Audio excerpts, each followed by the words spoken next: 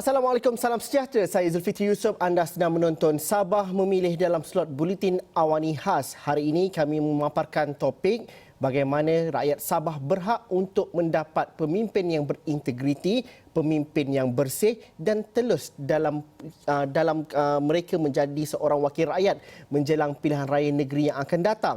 Dan bertitik tolak daripada itu, kami tanyakan kepada rakyat negeri Sabah dan juga wakil Astro Awani bertanyakan kewajaran untuk mereka mengisytiharkan harta.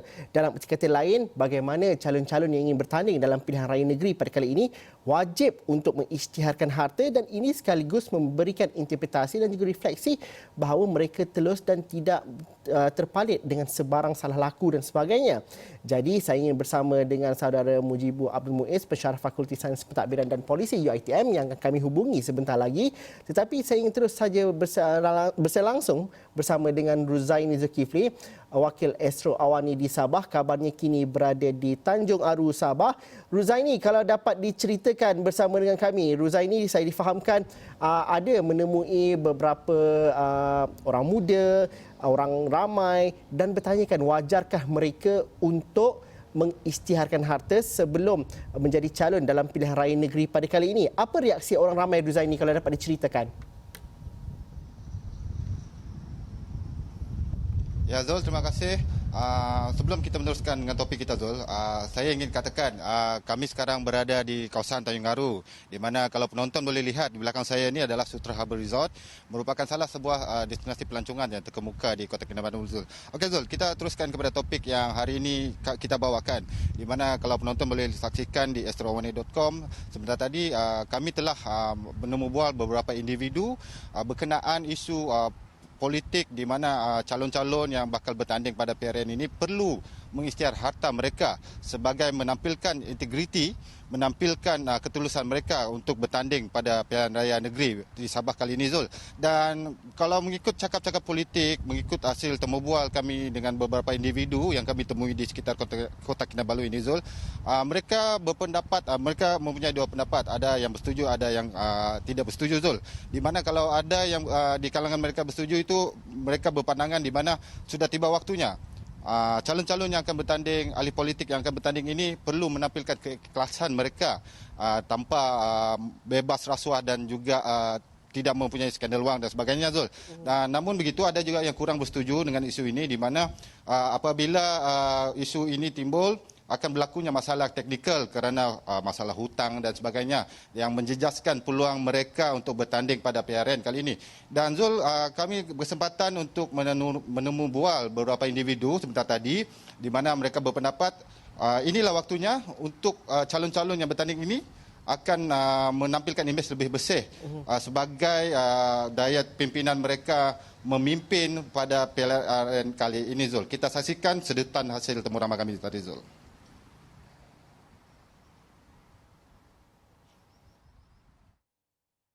Masanya bakal pemimpin dan calon yang mau bertanding ini menampilkan integriti mereka dengan isytihar harta supaya rakyat dapat menilai mereka ini bebas daripada skandal, wang atau sebagainya. Bagi saya, ia adalah perkara yang baik.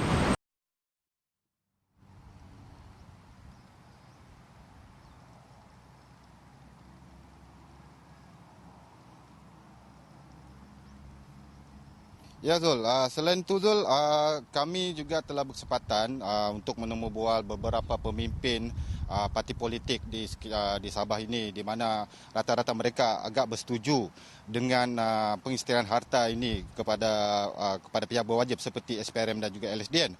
Dan Zul, kalau kita boleh mainkan sedikit print screen hasil temu ramah saya dengan beberapa pemimpin ini menerusi aplikasi WhatsApp, di mana ahli Parlimen Kalabakan dari Parti Warisan Sabah, Mamun Sulaiman, dalam pesanan teks beliau melihat perkara ini mampu memperlihatkan elemen telus kepada calon yang bakal bertanding Zul. Dan kita teruskan lagi rollingnya. Ketua Penerangan Parti Pribumi Bersatu Malaysia Sabah, Khairul Firdaus Akbar, berpendapat dengan adanya kesediaan berkenaan, ahli politik dapat menunjukkan komitmen mereka kepada penghujatan persekitaran yang bebas rasuah Zul. Dan kita mainkan lagi Zul, print screen itu. Ketua Pemuda UMNO Bahagian Putatan Muhammad Ridwan Akli juga berpendapat ia membolehkan rakyat mengambil maklum kepribadian setiap calon bertanding pada PRN Sabah kali ini.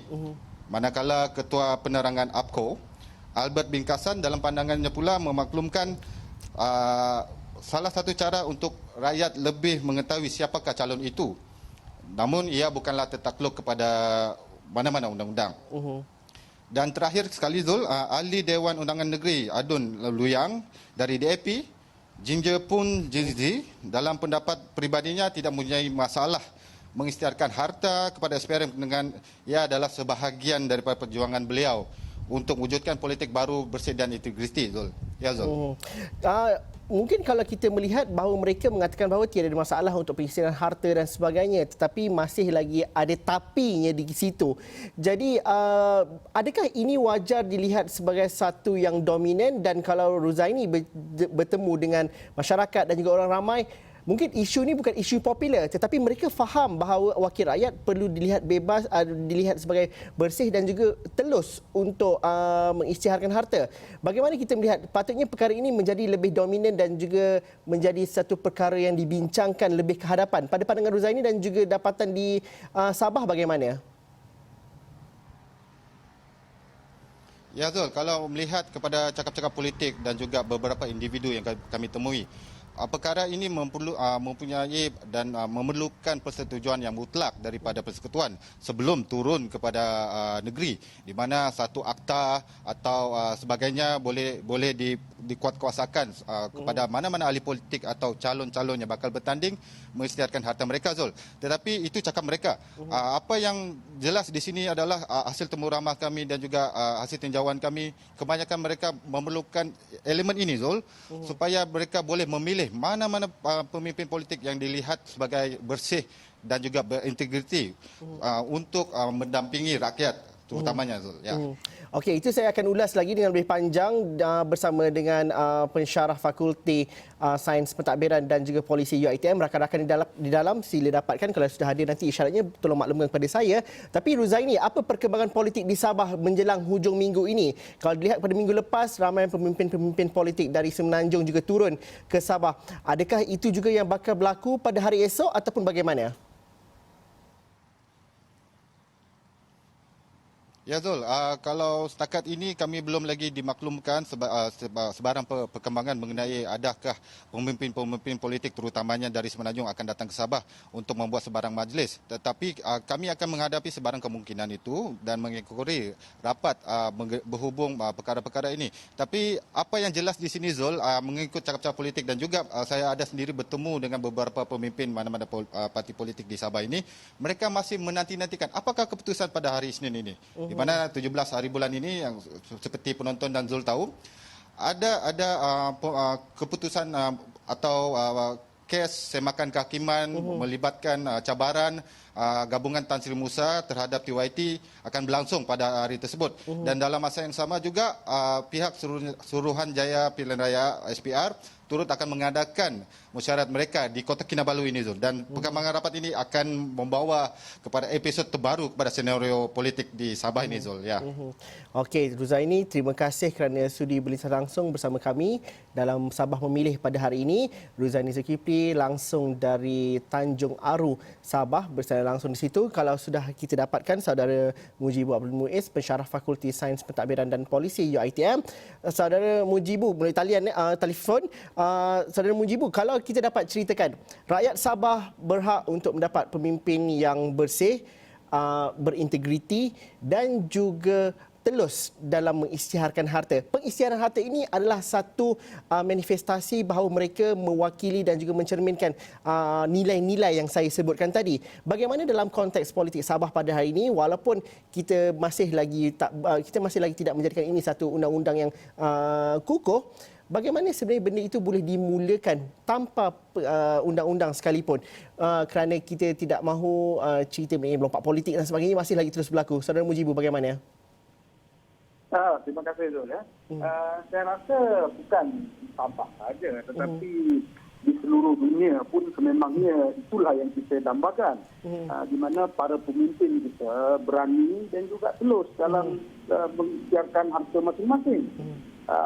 Kalau di barat memang jelas, memang wujud undang-undang, tetapi kita di sini mungkin dalam skop Sabah memang itu tidak berlaku. Barangkali habis kuat pun mereka mengikhtiarkan harta yang ada itu kepada ketua menteri. Jadi kalau memberitahu atau mengikhtiar kepada ketua menteri itu mungkin berjadi macam hanya sekadar perbandingan harta siapa, YB mana yang banyak harta lebih daripada YB lain. Tetapi secara asasnya ketelusan setiap pemimpin itu barangkali boleh bermula dengan mengikhtiarkan harta. Kalau mereka memiliki harta yang banyak tetapi dalam memiliki ataupun pemilikan harta itu menurut cara yang sah, nak ditakutkan kan? Kerana dalam konteks kita sebagai manusia, siapa yang rajin maka dia akan memboleh harta yang banyak, maka itu tidak menjadi satu persoalan. Dan kebanyakan wakil-wakil rakyat yang sebelumnya menjadi ahli perniagaan sudah pun kaya sebelum menjadi wakil rakyat. Jadi perkara itu mungkin tidak timbul isu. Hanyalah yang barangkali dikuatiri adalah ketika mereka menjadi wakil rakyat tiba-tiba mencipta kekayaan yang luar biasa, dan ini barangkali menggusarkan rakyat. Apakah harta itu diperoleh secara betul ataupun harta itu dikumpul dengan menyalahguna kuasa dan kedudukan. Jadi saya rasa dalam konteks Sabah, barangkali ini juga harus ditawarkan oleh kerajaan ataupun siapa-siapa yang bertanding ataupun mana-mana parti yang bakal bertanding akan menjadikan ini satu budaya dan mungkin menjadikan ini satu undang-undang yang mewajibkan semua wakil-wakil rakyat yang bakal memenangi kerusi ataupun yang bakal membentuk kabinet akan mengikhtiarkan harta, dan rakyat bebas untuk mengakses dan mengetahui berapa jumlah harta liability yang mereka ada dengan setelus-telusnya. Saudara Mujibu, saya nak berhenti rehat seketika dahulu, tetapi selepas ini kita nak melihat bahawa rakyat memainkan peranan yang penting untuk mendesak perkara ini supaya dilakukan. Dan kalau kita melihat daripada tinjauan kita, walaupun itu tinjauan secara rawak, tapi rakyat ada persepsi dan juga pemahaman mereka sendiri mengenai pengisytiharan harta ini. Kita berhenti rehat seketika dahulu, kita jumpa lagi selepas ini. Selepas itu nanti saya akan mainkan juga apakah pandangan masyarakat di Tawau, khususnya apabila kita tanyakan wajarkah calon PRN nanti untuk mengisytiharkan harta. Tapi itu selepas ini, kita berhenti rehat seketika dahulu.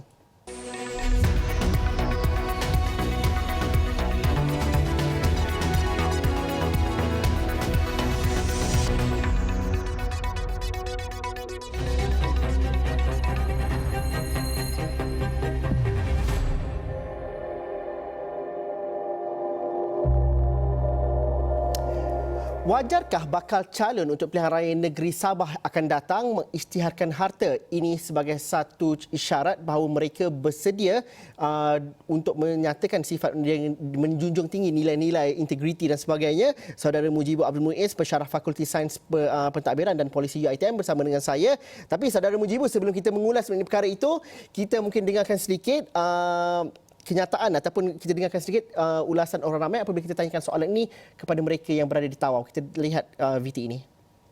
Sebagai rakyat Sabah dan khususnya yang di Tawau ini perlu untuk seseorang itu calon untuk mengisytiharkan harta sebelum pertandingan. Okey, lepas tu supaya mengelakkan daripada cemuhan daripada orang lain ketika dia menang nanti, dan sebelum menang nanti dia isytihar dulu harta dia, dan selepas tu takut orang salah anggapan salah guna kuasa. Ya, bagi saya perlu supaya tiada pihak luar yang untuk macam bagi dorang rasuah atau dari pihak-pihak lain lah. Begitulah. Kira macam tiada macam yang bagi-bagi sogokan dari luar untuk dorang, ialah baru untuk projek-projek.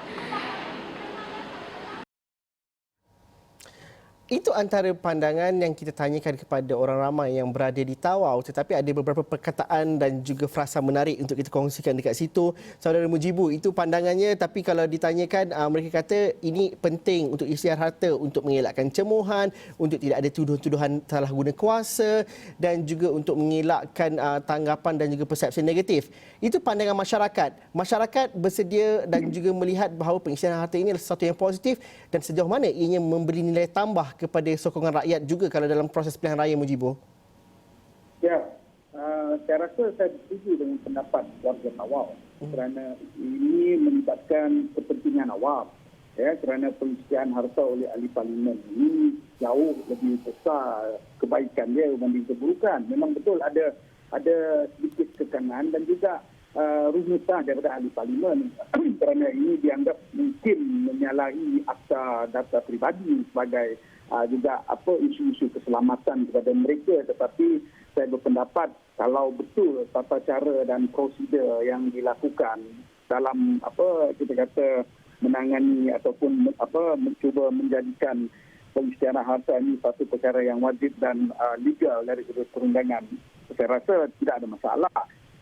Dan ini barangkali juga nanti akan memberi nilai tambah bukan saja kepada ahli parlimen itu ataupun ahli wakil rakyat itu, tetapi juga kepada parti yang bertanding, kerana sudah tentu perkara-perkara begini walaupun nampak kecil di kalangan ahli parlimen ataupun ahli-ahli yang berhormat, tetapi besar di mata rakyat.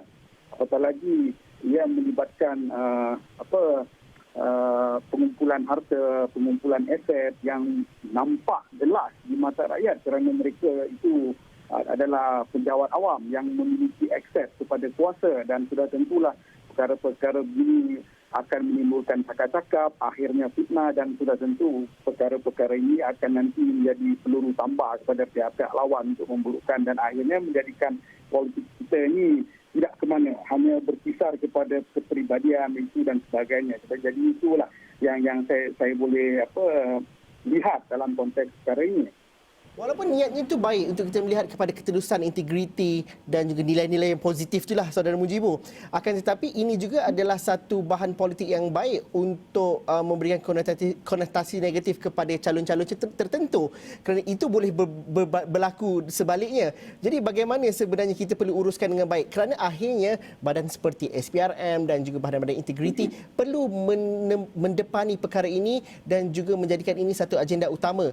Khususnya walaupun katanya ini di peringkat negeri kalau dalam konteks PRN Sabah, tetapi ianya tidak terlambat untuk dilakukan kerana ada proses-proses itu boleh dilakukan dengan cara penerapan nilai dan juga penerapan proses tanpa memerlukan kerangka undang-undang yang perlu digubal ataupun yang dilihat sukar itu.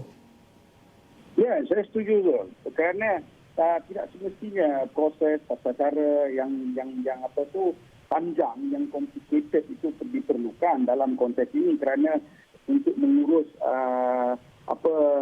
pengisytiharan harta ini kita ada prosedur yang sudah sedia ada, terutamanya di kalangan penjawat awam. Mungkin perkara itu boleh digunakan pakai kepada ahli-ahli yang berhormat.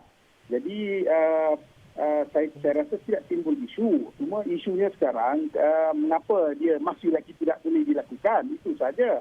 Kerana apa yang berlaku, yang saya perhatikan, isu isytiharan harta ini timbul hanya pihak-pihak yang membangkang saja bersetuju, tetapi apabila menjadi kerajaan ada pula dolak dalihnya kan. Kalau kita masih ingat dulu macam-macam alasanlah diberikan kalau mengisytiharan harta ni, katanya ini tidak wajib lah, dah isytiharan kepada Perdana Menteri lah, idea komunis lah, tidak sesuai dengan politik di negara kita dan budaya kita. Itulah yang masalahnya sebenar. Kerana saya percaya SPRM, badan-badan berwajib seperti polis boleh memberi kerjasama, boleh memberi satu prosedur bagaimana untuk mengelakkan kebocoran, keselamatan, ketelusan dan sebagainya, kerana perkara ini boleh ditangani dengan baik oleh agensi-agensi berkenaan. Cuma willingness daripada ahli-ahli yang berhormat kita ni, terutamanya YB kita ni, adakah mereka masih berjiwa besar untuk menerima dan mengisytiharkan harta atau tidak.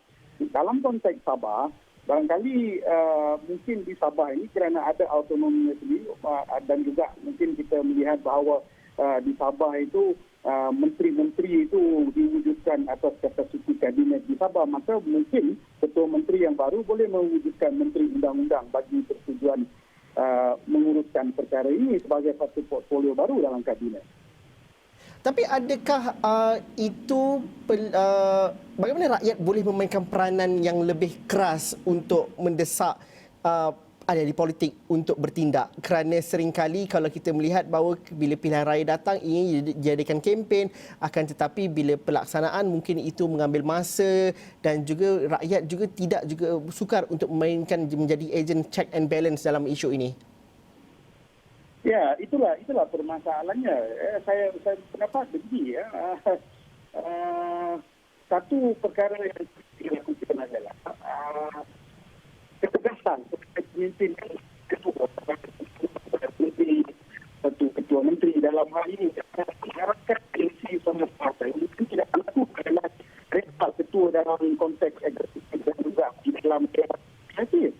Kalau sebagai contoh, kalau kita tengok apa yang berlaku dalam konteks di peringkat pusat ya, bagaimana Perdana Menteri Tan Sri Muhyiddin Yassin seperti hanya menjadikan pengisytiharan harta ini seolah-olah tidak wajib ya kepada menteri kerana ada yang menghantar, ada yang tidak menghantar. Barangkali kalau Tan Sri mengambil tindakan yang tegas, mungkin akan ada pengisytiharan harta. Begitu juga kalau di Sabah, langsung tidak ada penekanan kepada mana-mana ahli-ahli yang berhormat dan juga exco ataupun menteri-menteri kabinet di Sabah itu untuk mengisytiharkan harta kerana ketua menteri sendiri tidak pernah menegaskan kepada keperluan itu ya. Mungkin dia berlaku hanya dalam peringkat yang tidak formal saja seperti mana yang saya bincangkan sebentar tadi bahawa hanya diberi pemberitahuan saja kepada ketua menteri bahawa beginilah jumlah harta sebenar tapi tidak pernah didedahkan kepada umum. Jadi desakan sudah ada, cuma sejauh mana political will untuk menguatkuasakan perkara ini sampai ke peringkat atas itu barangkali masih belum ternampak lagi lah di dalam konteks Sabah ini. Dan mungkin kalau selepas PRN yang berlaku pada tahun ini, insyaAllah, perkara itu menjadi agenda selain daripada agenda-agenda lain yang bakal disusun oleh parti-parti yang bakal memenangi pilihan raya itu nanti. Saudara Mujibu, itu satu perkara yang kita bincangkan secara panjang lebar, tetapi sebagai seorang pemerhati politik, saya percaya Saudara Mujibu juga mendapat banyak input dan juga cerapan-cerapan politik. Meskipun tarikh pilihan raya itu kita tidak ketahui dan ramai lagi masih antara kita masih lagi tertunggu-tunggu tarikh 17 Ogos ini menjelang mesyuarat SPR dan juga keputusan mahkamah di Kota Kinabalu itu. Apa cerita-cerita politik? Adakah daripada segi pemerhatian Saudara Mujibu, adakah ahli politik cukup berhati-hati dalam menyusun gerak langkah dan juga strategi dan juga cara berkomunikasi menjelang pilihan raya negeri Sabah ini? Pada pandangan Mujibu bagaimana? Saya rasa pada konteks sekarang ini mungkin tidak berhati-hati betul kerana saya yakin pilihan raya akan berlaku pada bila-bila masa pun, dan dengan masa yang ada ini semua masing-masing sudah pun memulakan Gear 1, Gear 2 dan mungkin sudah berada di Gear 3. Apa yang saya dapati memang rakan-rakan di Sabah telah pun memberi input bahawa bakal-bakal calon walaupun masih belum rasmi lagi sudah pun mengadakan kempen secara peribadi, ya, terutamanya yang bersifat interpersonal, ya, melalui WhatsApp, ya, berjumpa di kedai kopi, ya, sudah mula memberikan direction, arahan, ya, kepada anak buah masing-masing untuk tolong berkempen, masuk ke kawasan, ya, mengenal pasti kawasan, ya, melihat apa keperluan dan sebagainya. Jadi itu perkara biasa lah tu dalam konteks mana-mana pilihan raya pun. Ya, barangkali mungkin saya masih lagi berpendapat bahawa parti-parti masih lagi bekerja keras, ya. Setiap parti, terutamanya warisan dan juga Perikatan Nasional, ya, masih lagi menyelesaikan perkara-perkara yang penting, terutamanya dalam 3 perkara ini, ya, mengenal pasti pakatan strategik, mengenal pasti apa premis yang bakal dibawa, ya, dan sudah tentu juga lah mengenal pasti calon-calon yang sesuai untuk dipasang di kawasan-kawasan yang bakal bertanding, terutamanya di 13 kawasan baru, ya, nanti. Jadi itulah yang mungkin bakal mencorakkan dan mewarnai sepanjang 2-3 minggu ini, ya, selagi mana SPR belum mengumumkan tarikh rasmi pilihan raya negeri kelak.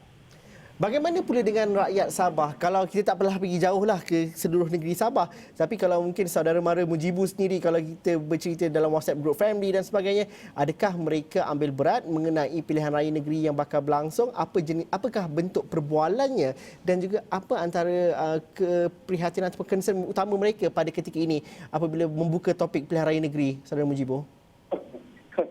Oh, ini soalan bahaya ni. Ya, sudah tentulah. Saudara mara ni dia kalau dia nampak trend dia, barangkali mereka menyatakan kekesalan kerana berlakunya pilihan raya negeri ini dalam keadaan yang tidak sesuai, dan keadaan tidak mengejut.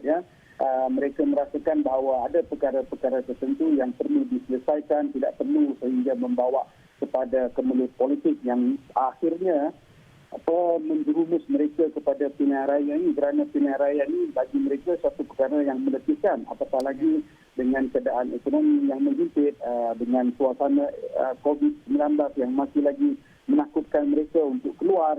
Jadi perkara-perkara ini bagi mereka harus ditangani dahulu, dan tidak terfikir sampai adanya pilihan raya di dalam keadaan yang sebegini. Tetapi walau bagaimanapun mereka berpendapat bahawa ini adalah lagi satu peluang, kerana peluang ini akan memberikan mereka kuasa untuk menentukan siapa lagi yang bakal kembali meneraju pimpinan Sabah, dan mereka berharap kali ini kalau boleh mana-mana pihak yang menang biarlah menang dengan majoriti yang besar agar tidak wujud lagi pilihan raya bagi 5 tahun mendatang. Okey.